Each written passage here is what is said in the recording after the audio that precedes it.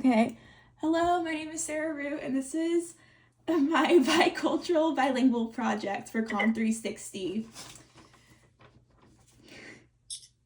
Do I Yeah, you introduce could just myself? introduce yourself. Hi, I'm Rishi. I'm Sarah's friend, and I grew up in India and moved to the US about 10 years ago. I speak Telugu and Hindi pretty fluently, so I have, I guess, a lot of exposure through those languages in India as well as to English in India, and now exclusively English in the US. Mm-hmm. Sorry. Okay. Okay, awesome. Thank you. And do you mind speaking a little bit for my Okay, project? what would you like me to say? Um, Anything you want. You could just introduce yourself. That's a good one. Yeah, okay. First I'll do Telugu and then I'll do Hindi. Okay. In Telugu, I would say, Namaskaram, na peru Rishi. నేను 10 ఏళ్ళ వయస్సు వరకు ఇండియాలో పెరిగి తర్వాత యుఎస్కి వచ్చాను. And in Hindi, I guess that would be नमस्कार, मेरा नाम ऋषि है. मैं 10 साल की 10 साल तक भारत में बड़ा हुआ और उसके बाद यूएस को आया. That was horrible. Thank you. No, it sounded great. Okay, so I guess my first question is what newspapers and TV or radio channels did you read or watch in India? So, okay, I didn't watch much of the news because I was kind of young, but if I was ever told to read a newspaper, it would be so in the state where I grew up, where there were lots of Telugu newspapers and there was also English newspapers. Telugu specific newspapers, there's this one network called Enadu, which means today in Telugu, I guess. That one I remember clearly. There's also the Hindu newspaper. There's also I think Hindustan Times. Those are some major newspapers I was aware of. Now, TV news networks. We had, I guess specifically in the state where I lived, which was Telangana, there was TV9 that was mostly Telugu. We also had, there's also BBC India. There's, I guess, let me think, anything else? ETV. There was, yeah, no, ETV is kind of like an NPR type of situation. They're a very old network. They're considered like a pretty, I guess objective, or like they maintain a level of professionalism, and they're considered to be like more neutral than most. They're not like sensationalist or whatever. Mm-hmm. So that's one I can think of. Yeah. Okay, cool. Yeah, thanks. Okay, and then I guess like more on that, you said when you were like told to like read a specific newspaper, was there like a reason why or like why Oh, yeah. you So, chose or like the people around you chose to read those specific news outlets? I guess it would mostly be like my parents saying, you need to read the news, like you need to, Uh-huh. practice reading the news and stuff. Mm-hmm. So they would recommend reading these because, in their opinion, it was, Yeah. they're like well-written newspapers, they're objective and stuff like that. Okay, got it. And in your opinion, or I guess like what is now currently the most famous news story there, or something that's been everywhere recently? Okay, I haven't followed much of the news lately, but I've heard there's a lot of stuff going on with an airline called Indigo. I think they're going through some kind of crisis right now, lots of delays, and I think mismanagement. That's one big thing I'm hearing about. Mm-hmm. I heard that the value of the rupee has gone down Mm-hmm. in the last few days. Uh, those are two big things I'm hearing. Um, yeah. Okay. And I guess for the next question, um, are there specific things you like and then dislike about the mass media there? Hmm. Or What I specifically like or dislike. Yeah, I thought that in many cases there was not.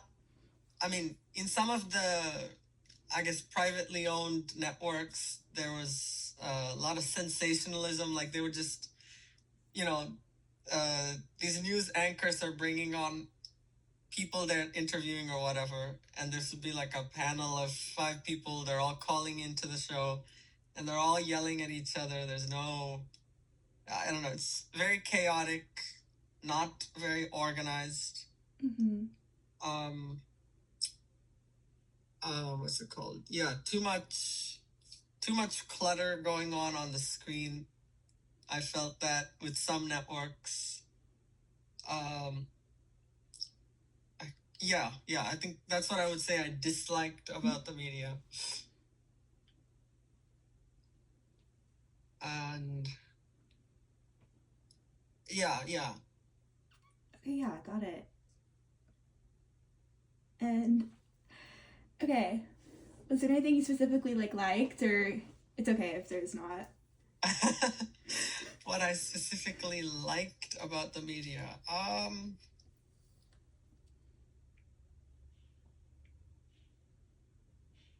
I can't think of anything specifically that I That's okay. liked, but yeah.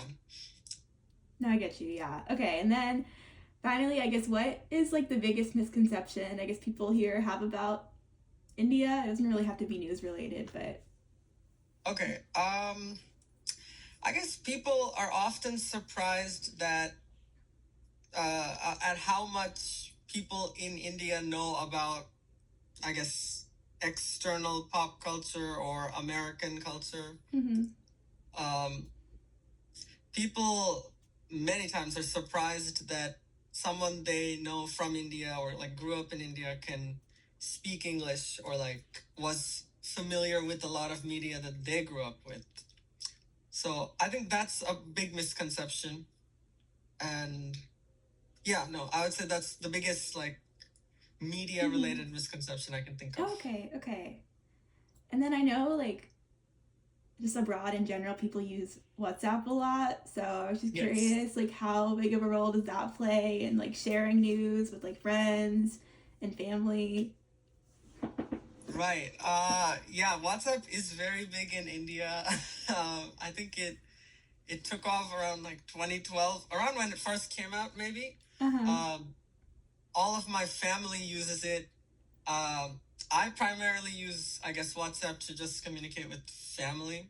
Mm-hmm. Um, they don't send me much news stuff, but I do know that I hear from my parents, like over here. I overhear from them talking like, oh, this person sent this ridiculous news article, or like, these people are sometimes, I don't know, spreading low key fake news or just Mm-hmm. something sensationalist Mm-hmm. around through WhatsApp.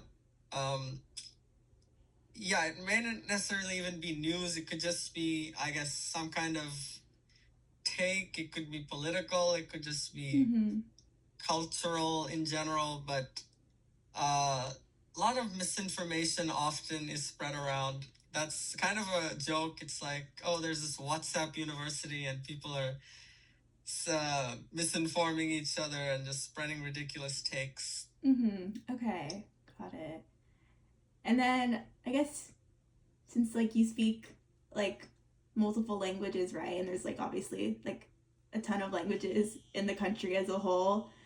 So I Yeah, guess like how does that many languages and just like the diversity of like the languages and also just the country affect media coverage?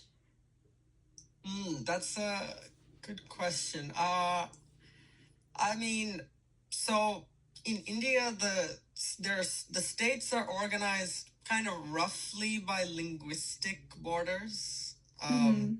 or ethno-linguistic, some people might say.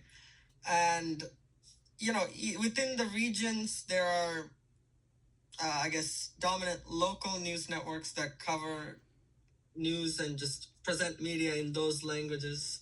And there are some bigger national networks. And those usually have like English speaking coverage. Mm-hmm. And I think in my experience, those bigger networks are usually from the Hindi speaking states, or like, yeah, I mean, uh, I wouldn't say it's the majority of the population that speaks Hindi, but the largest portion, so I guess a plurality, speaks Hindi. And you kind of see that at least at the national level, I guess, because um, the bigger national networks have Hindi speaking hosts. And in that way, it may be a little more skewed towards northern India, or closer to the capital of Delhi, or like, Mumbai. I would say, yeah, no, I mean, people just outside of India, they broadly speak about Bollywood, I guess. I mean, if we're talking not news, just media in general, right? They speak of Bollywood, and that would be the Hindi speaking film industry, which is centered in Mumbai. Whereas obviously there's like, that's just one of maybe 20 official government languages from the 28 other states. I think, how does it affect? I think Bollywood just being the, I guess, oldest and biggest, large, broadly speaking, media industry, tends to dominate how India is portrayed, maybe abroad, if not, within the country. Because there's like, I don't know, I mean, I guess there's the southern states, there's the eastern states, which are more close to, Bangladesh, and they're kind of bordering with China and Myanmar, for example. Those states are often, I think, overlooked within India, and certainly outside of India. People are surprised, I think, to learn about those places and the languages and people there, for example. Yeah. Yeah, no, that makes a lot of sense. Okay. Thank you. I Of appreciate course. it. Yes. Well, thank you. I guess that's about all the questions I had. So that was really interesting. 'Cause actually, like, I feel like I'd heard about like Northeast people and like, or Northeast Indians, and how they look more like Chinese. Yes. I guess. Yes. I like saw that online. I don't know, but so I thought that was interesting. But okay, thank you. I think that's all the questions I have. So I'll end the video. But